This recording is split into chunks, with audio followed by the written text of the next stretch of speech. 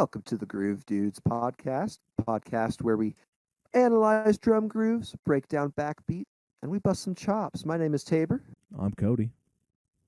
and today it's all about double strokes. Cody, I believe we have two grooves prepared, or That's two right. concepts, I should say. Oh yeah. And I love doubles because it's an easy way to add a little bit of spice to the grooves.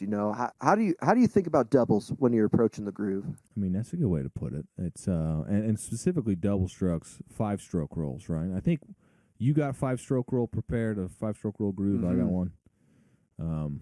5-strokes are nice because they fit pretty much, like, you can sneak them in a lot of places, you know. Mhm. And especially on the hi-hat or the snare, I think they really sound great with those quieter notes, and coming out of a like a subtle 5-stroke into some accented notes afterwards, I think just sounds uh it's snazzy, you know what I mean?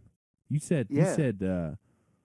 Spice. spice. Yeah. I was Spicy. gonna Yeah. say salt, but when I say salt, I'm talking about like the pink Himalayan salt that you have to grind out of the thing, you know what I'm saying? Yeah. Yeah. Oh yeah. Not regular table No. salt. No. This doubles are like they're for the other drummers Yeah. in the listening audience, Yeah. right? Because the band, they don't even hear it. Like they're playing their guitar lick and their crappy bass stuff, right? Yeah. But Dumb yeah, bass players.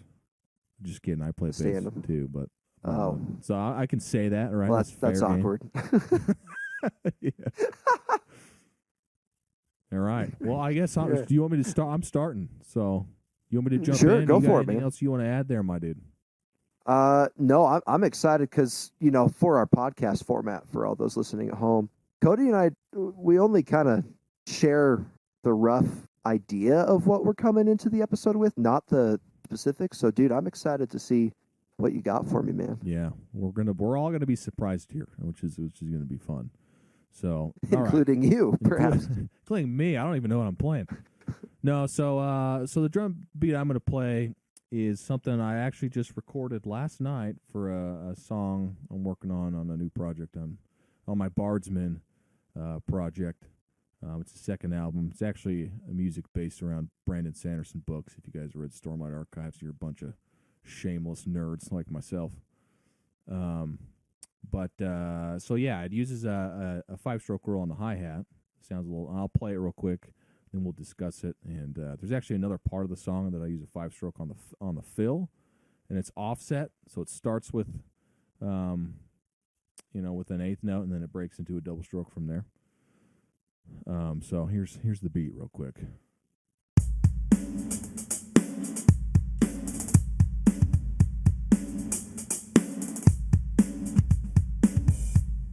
Right, so that hi-hat's got that spice, that pink Himalayan salt on it. I just love how double strokes sound on a hi-hat, Oh, because my goodness. hi-hats have that light touch, that light feeling, that breathy. It just lends a lot to the dynamics of the song, and there's so much you can do with the hi-hat and the snare together. And so whether it's oops, that's a rim shot. The friggin' electric kits always throw me off a little bit. But that's kind of what we're doing, right? So a double stroke roll. The diddles are quiet, but the downbeat right out of the diddles is accented. Something like that. Yeah. Oh, sorry. What were you? Did you have something you wanted to say there? Just I'm digging it, and that's really similar to what I have to share too. I'm going to move it around the kit a little bit, but dude, it's almost like hi-hat. they're both 5-stroke rolls. You know what I mean? I know it's like we came prepared for the episode. yeah. It's like we know what we're doing. It's our first episode, guys, so we're having fun. Hope you're having fun. Could be bumpy, but we're having fun. Okay. Yeah. Yeah. So this song that I have, it actually it kind of follows a little bit of you and I talked about this last week, and I can't remember the Ozzy song, Ozzy Osbourne. Is it Crazy Crazy Train. Train? Yeah. Okay. So I think that's what we were. Yeah, it's got a like a uke and a bass track that goes bum bum bum bum bum bum. So it sounds kind of like that. But the reason the hi-hat lick works really well there is because it comes when there's no other instruments playing. So, you know what I mean? And so it has all that room to breathe and kind of come out. Even though it's subtle, it's not loud. It's not trying to be loud. But, again, pink Himalayan salt or whatever, grinding that. Yeah. On the food here. Well, I think you just touched on something really important, right? And something that I'm always working on. All my drumming influences say you want to fit these things kind of in between the vocals, or like you just said, a lot of the instruments cut out in a particular track, and it's just something where the drums sing a little bit, but it's not some like crazy double bass thing or whatever that doesn't fit with the song.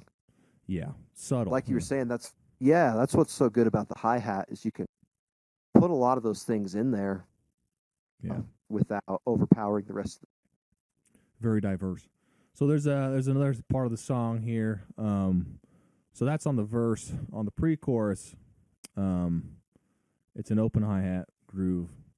And then going into the second chorus, there's actually a fill that I hit with an accent on the high tom, and then do a 5-stroke roll on the snare, and then do a double accent on that down the toms. Oh, sorry. Like that. So instead of doing something like, right, a straight, flat 5-stroke, we're offsetting that by adding, here's an 8th note in front.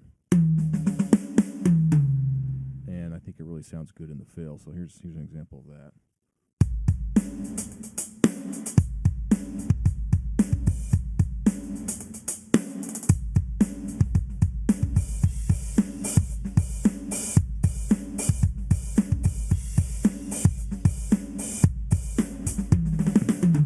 Something like that. So that's the fill coming out.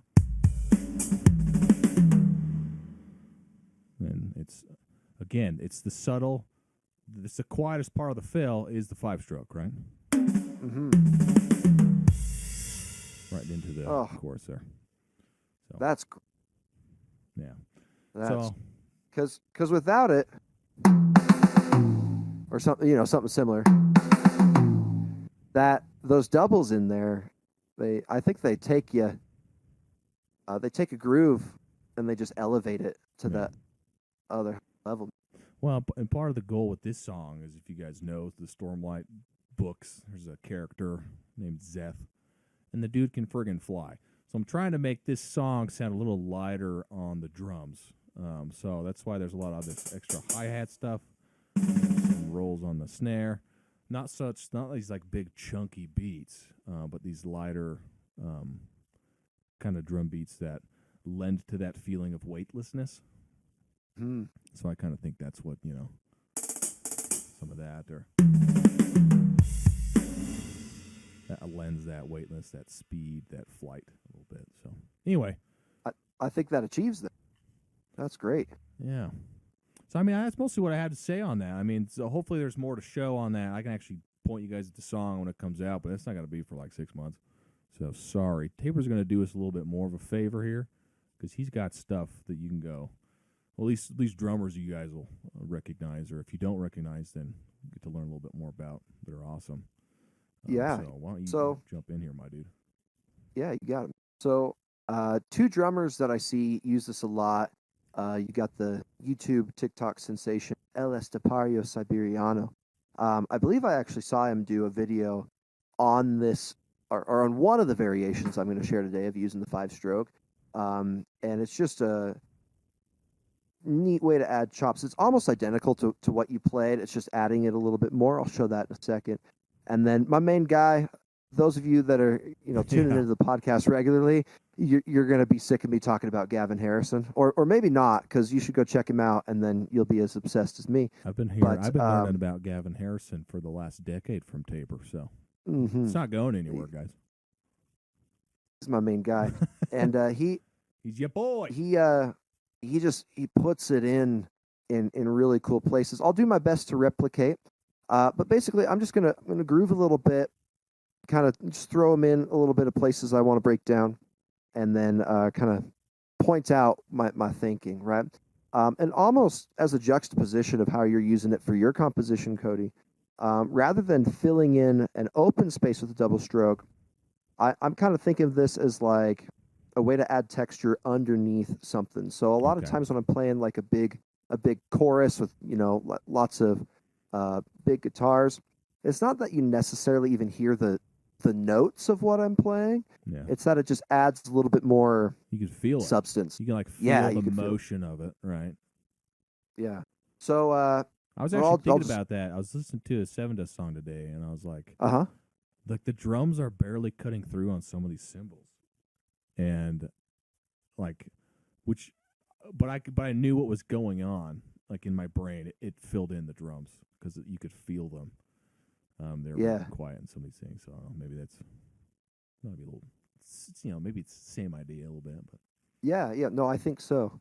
Because, sometimes the guitarists turn up so loud, right? But, all right. Indeed, you're right, man.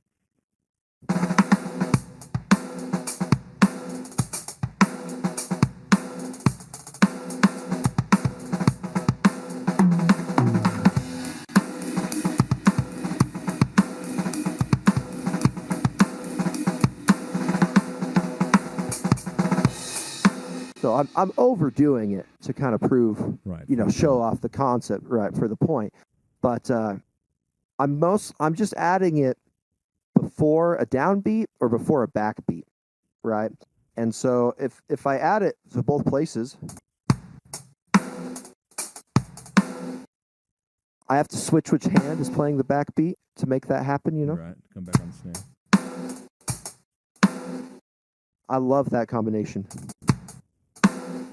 Right, just those doubles, those quick doubles back and forth. That's from Ellis DePario. He does a breakdown of that. Yeah. Plays it insanely well, right? But one of the ways Gavin uses it, he'll be grooving.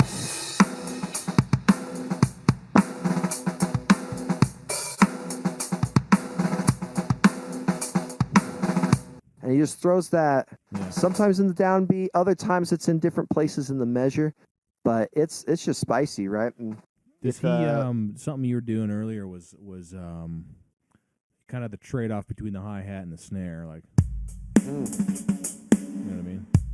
Yes. Does is that something Gavin Harrison does a lot too? I've heard it a couple times from him. That's just something I've started doing. I can't remember exactly who I got that specific variation from, but I just love it because Maybe it's you. it's just a way. Yeah, maybe it is me. I don't know. I can't take credit, but I love splitting instruments with the same thing, right? So if you play it on the snare for one variation, then you go the ride. One I really love is between the ride and the hi hat. Yeah. Just those two different sounds, just add up to being really, really spicy. Yeah, I was gonna say the same thing. Like Scott Phillips, the drummer for Alter Bridge, he does tons of cymbal work, and that's one of the things he does a lot between the hi hat.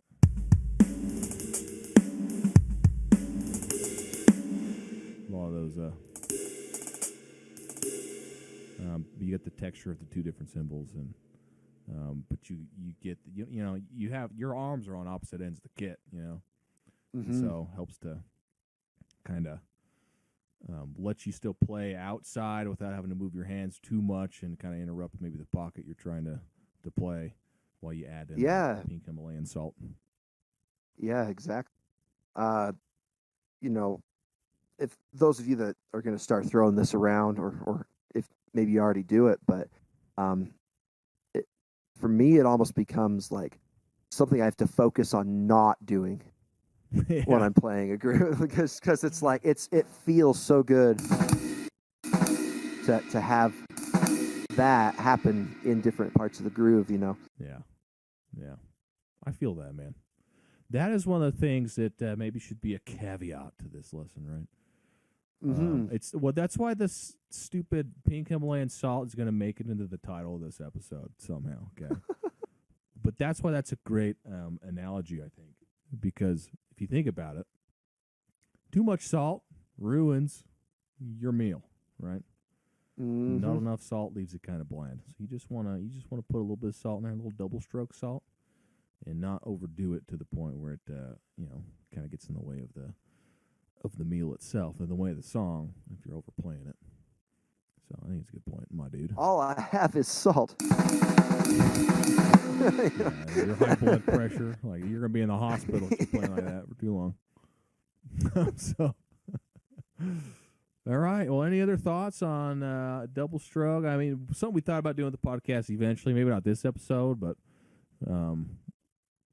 throwing it at each other. Like if we both have a different kind of drum beat, even though it's of the same flavor, we might throw it at each other and say, Tabor, why don't you give that a swing? And he'll throw it at me and say, why don't you do a little Gavin Harrison thing on your side, you know what I mean? So we'll see, That'd be awesome. Yeah. One thing I'm curious about from our listeners, drummers who are listening, I want to, if you're on a platform where you can comment, what are some ways that you like throwing around? Because it's one of my favorite stickings, and I'm always looking for different ways to do it. Yeah. Your way, that Phil. Did you start left hand on the high tom? So you're playing right hand. Right. Yeah. You're playing it left, starting with the left. Yeah, that's all right. And you got two accents coming out of it. Yeah. See, that's sweet. Yeah, it's fun. It feels completely different. That doesn't even feel like a 5-stroke roll to me because it's leading with my weak hand. It's almost would you call that a 6-stroke roll? Is that what that is? I don't think so. It's just 5-stroke in the middle there. Yeah. Whereas a 6-stroke would be. That's 7-stroke, I guess. 7-stroke, yeah. What if we call that 5.39? 7.2. Yeah. I'm with you. So that's great. That's a great point. So comment on again where you're doing this, where you've seen it done, the things you like about 5-stroke rolls, the things you don't like. One other thing I'll say before we wrap up: 5-stroke's awesome because even if you're kind of more on the beginner side of playing the drums, it's a short enough roll that you can play around with a lot. So as you're learning to do diddles and double strokes, you can use this relatively quickly. It's not a super demanding rudiment. So anyway, I think it lends itself to it fits a lot of places because it's short, and it's also everybody can.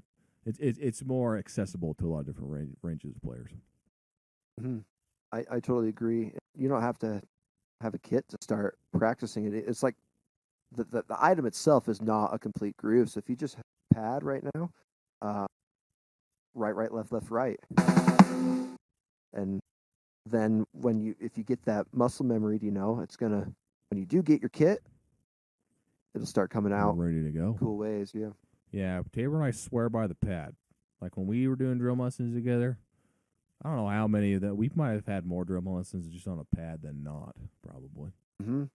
And we're both primarily kit drummers. We're not like primarily drumline or rudimental, just, wizards of the hands only, which sounds like a sick cult. And I'll let you interpret sick positively or negatively, however you'd like. But anyway, all right, I think that's it. Why don't you want to take us out, Tabor? Yeah. Well, thank you everybody for tuning in. We are the Groove Dudes podcast, and like it, share it, send it to some drummers, comment. Tell us different ideas, maybe some things that you'd like to see us include in next episode. Maybe if it would be helpful if we slowed it down more, or, any of those sorts of things that you might like to see that we can take into consideration. And we really appreciate you listening. Yeah, indeed. All right, go bust some chops, homies.